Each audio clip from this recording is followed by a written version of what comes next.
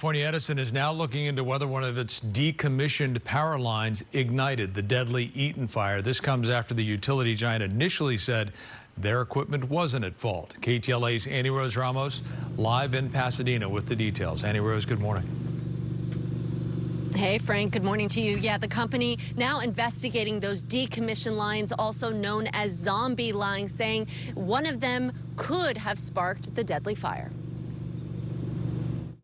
We started today using drones to capture some high-quality photos in collaboration with Plaintiffs' Counsel and other interested stakeholders of towers in Eaton Canyon, as well as climbing those towers and then doing some lab and engineering analysis. All right, guys, we are standing here with Mike Artinian and your client, Jeremy Gersey. Now, Mike, you are one of the attorneys in these cases. We just heard from SoCal Edison's representative. We're standing right below some of the towers as that investigation. They're sending their drones, they're sending their team, they're investigating. But where, in your point of the investigation process, do you stand? Well, we've been in court a number of times over the last several weeks trying to get a protocol in place with the court to get the evidence that we need preserved so we can pursue this case. So what has the company been blocking access to that? Well, we've had to engage the court to make sure that Edison preserves the evidence. They already re-energized the lines once, January 19th, without our knowledge. And so we don't want that to happen again. We don't want the evidence to disappear. We don't want the evidence to disappear. We want to be able to have our experts go out there.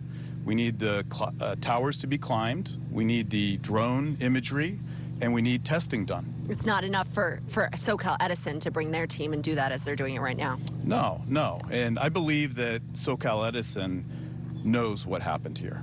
All right, want to go over to Jeremy. Thank you so much, Mike. Want to go over to Jeremy to talk about the human toll here. We know that you lost one of your properties. You had multiple tenants living there. Tell us more. Well, it was just, I put my whole life savings and energy into really building a community, and that community brought me joy, brought the tenants joy, and it's just been a real emotional experience because everything is gone, everything's destroyed, and I'm just trying to move on and move forward. Before we go, why is it important for you to be part of this lawsuit? It's important because I don't want anyone to ever have to go through this again. Not my tenants, not any of the people that were also victims, and myself. It's the emotional toll has been unreal. Thank you so much, Jeremy. I'm so sorry for your loss. Thank you. We'll send it back to you guys in the studio. But in the meantime, just before we go, SoCal Edison, their team going up the hill that you see behind me in order to do their own investigation on those towers. They've sent drones and they have sent a team, and they're going to be doing that for the rest of the week. We'll send it back to you guys in the studio. All right, Annie Rose, thank you for that live interview.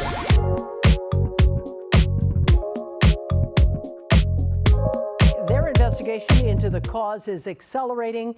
A judge approved plans for an examination of electrical equipment, which many of their attorneys blame for igniting this fire. Our investigative reporter Eric Leonard has been tracking the lawsuits. He joins us live with an update. Eric.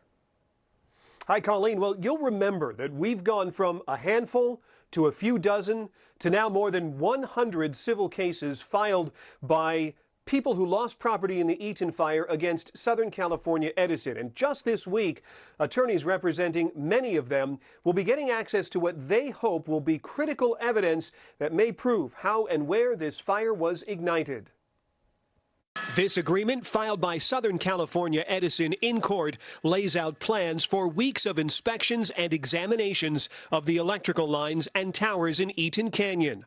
Already this week, drones have been used to record video and close-up photos of the towers that carry high-voltage lines from the foothills deep into the Angeles National Forest. And of greatest interest, the lines and towers still in place that haven't carried electricity in 50 years, the so-called Mesa-Sylmar circuit that the plaintiffs' lawyers say is emerging as a leading potential cause of the fire. We already have extremely strong evidence that their equipment caused this fire. Now it's just about the why and the how. As we reported last month, Southern California Edison raised the possibility that the dead or idle lines had somehow become momentarily energized in the high winds on January 7th.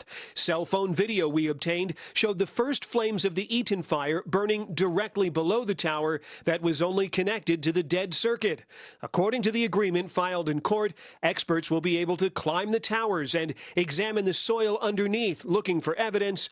All of this happening very quickly, as Edison says it wants the work done by the end of April so it can resume use of some of its equipment that's been out of service since the fire. A lot of these fires that my firm prosecutes, we usually come out with a pretty good finding on liability even before the authorities issue a final report.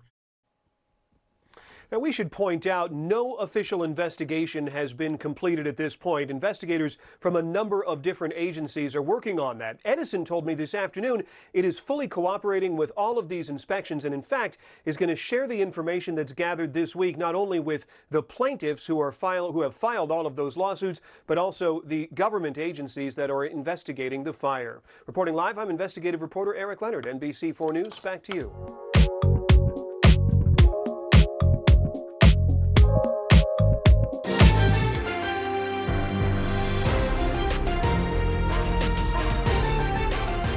This is KCAL News, Los Angeles.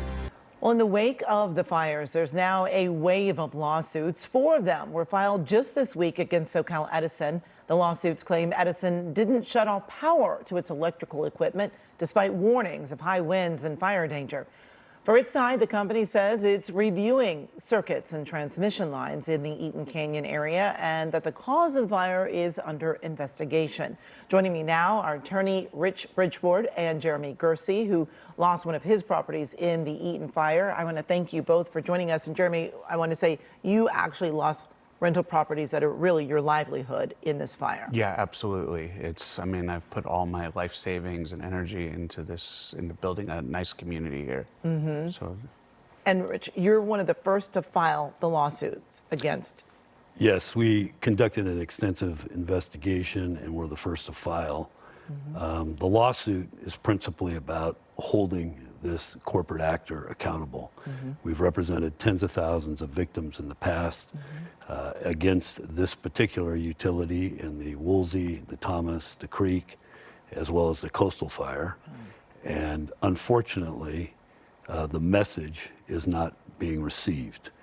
And we're hopeful that this will be something other than business as usual. The community is suffering. I'm a lifelong resident of Southern California. I have countless friends who have lost their homes in these fires.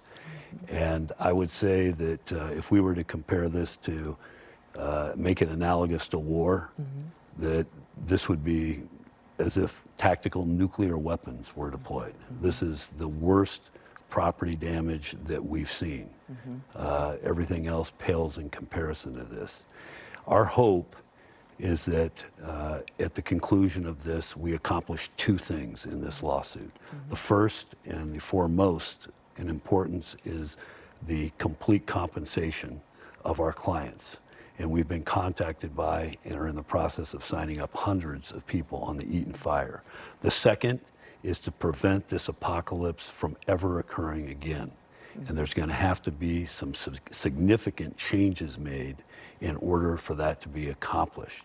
The sad thing about this particular disaster is that it isn't a question of the utility knowing what to do. The utility knows what to do. The utility has underground the transmission wires as well as distribution wires in the past. They're aware of covered conductor. They're aware of vegetation management. And most importantly, they're aware of the need to de-energize early. There was a warning that was sent out over 2 days before this particular fire, a high wind warning.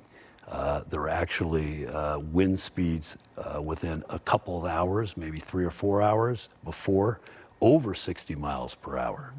And nonetheless, SCE did not de-energize at that time on this particular set of transmission lines, and it had chosen to de-energize on other lines. So I don't know how they would explain that, you know, the decision was not made to de-energize here. And Jeremy, from your understanding, in the property, the electric was still, gas and electric were both still on? They were still on, yes, until I mean, once my tenants were evacuated, I can't say, but as to my knowledge, after the fire had started, it was still on. Tenants were still in communication with me when the fires had already broken out. And I would constantly check in with them on their well-being, and so everything was there. And when I arrived at the property the day it burned down, it was still on fire. And so the gas lines were still going, and I actually reached out to Southern California Gas. They said it's between them and the fire department to turn that off. I couldn't call in to turn it off. But at this point, SE is saying that they're investigating. So explain the lawsuit before it's been proven that they're at fault. Well, the reality is that in every lawsuit, we have obtained recovery on behalf of our clients, which is 100%. There has never been an actual proof in court on causation because those cases have settled. And proof doesn't occur until you have a final judgment. So the reality is that this fire occurred directly beneath their lines in Eaton Canyon. And we've done quite a bit of investigation in that regard, and we're confident that SCE was the cause of the fire. I'll tell you, a bigger question in my mind is whether a for-profit utility that has been granted a public monopoly can continue to viably operate. Each quarter, the management of this utility, and they're just human beings, is faced with a fatal choice between the public safety, undergrounding the wires, and other remediation measures on the one hand, and answering to their shareholders.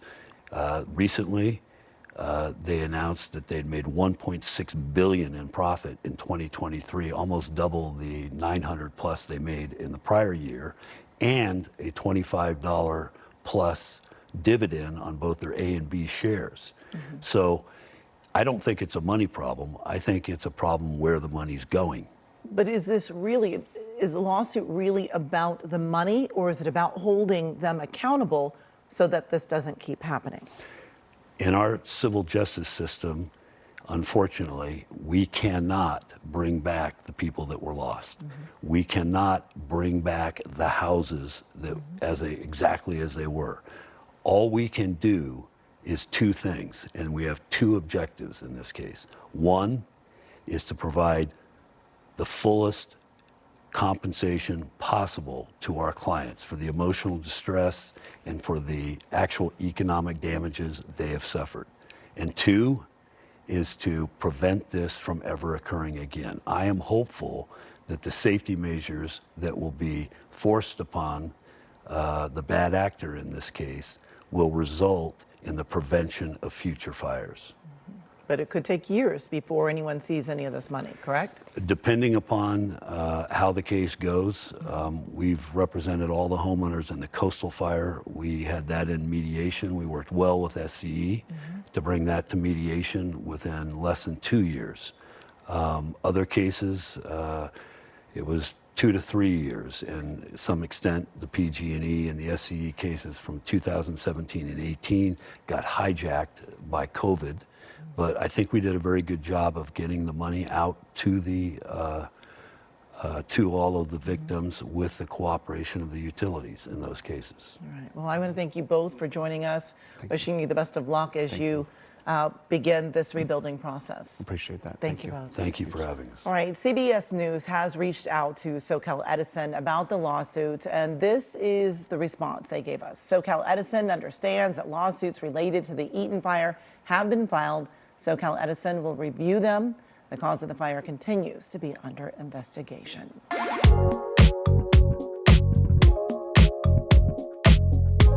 A group of residents in Altadena suing the power company, Southern California Edison. They say the Eaton Fire was caused by the company's power lines. Richard Bridgford is the lead lawyer in that lawsuit, and he joins me now. Richard, do you have proof that the company's power lines caused the fire? Yes, we have proof, and let me tell you what this lawsuit's about. This lawsuit is primarily about changing the corporate calculus so that this never happens again. Unfortunately, as in the Coastal Fire, Creek Fire, the Woolsey and the Thomas fires, that lesson simply has not been learned. And what's sad and particularly unfortunate about it is that prevention should not be an issue. SCE knows what is required to prevent these fires. Covered conductor, underground the wires, most importantly, de-energize in time. And that has not been done. It's not a money problem. It's a problem of where the money's going. Fact, Edison made $1.6 billion in profit in 2023. And in doing so, it nearly doubled the prior year's profits. It has recently released $25 a share or more on its A and B shares, and it has paid generous compensation to the members of the C-suite. The question, the relevant question, is where did that money not go? It did not go towards upgrading and maintaining the grid. The real question here is not primarily whether they were simply negligent. The real question in this case is whether there's something more sinister going on. Can you quite sue, frankly, I mean, okay, you've got a lawsuit against SCE, I got it. Can you sue any government official for negligence? there's always the possibility that there was government involvement in negligence. Government has various immunities, which the utilities do not enjoy. The primary problem in this state is that we have granted a for-profit entity the right to conduct a monopoly in the provision of electricity. And as long as that happens, there's going to be a fatal choice made by the very human people that manage that company between dividends and bonuses on the one hand, and on the other hand, providing for the public safety. That simply cannot continue to go on. All right. If we were to discuss the magnitude of... I'm sorry, I'm almost out of time. I just want to thank you very much for coming on the show and presenting your point. We do appreciate that, Richard, and we'll keep in touch with you to see how this lawsuit goes. I should tell our audience that we reached out to Southern California Edison, and they told us, and I'm quoting now, it's a long statement, "Our hearts remain with our communities during the devastating fires in Southern California. We remain committed to supporting them through this difficult time. SCE crews, contractors, and mutual assistance partners dedicated to safely restoring power to our customers.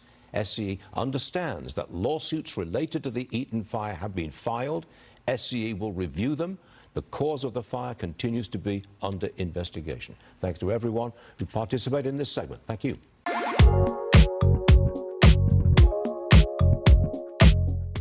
Relying on the equity that I had built in this building, I was about to pull out to put in my business, and I lost that ability with this fire. I had a loan, I was about to go into escrow, and that loan was dead the day of the fire. We really try to, think what the client wants and expects. And yeah, we're working late into the evening, on the weekends sometimes, all the time. And it's just a matter of what it takes to get it done. These guys, they go above and beyond and give such personal attention. So it's a really big thing for me because they're not just listening to what I'm talking about. They're actually here. They're seeing it for themselves. I mean, Mike is here representing the firm, and he can see the extent of the damage. He can see the emotional aspects and probably feel it as well. And, to have them, I feel, really blessed. And the goal is I want to put this behind me. I want to rebuild. I want to be done and move forward in life. Compare us. Your situation deserves the best representation.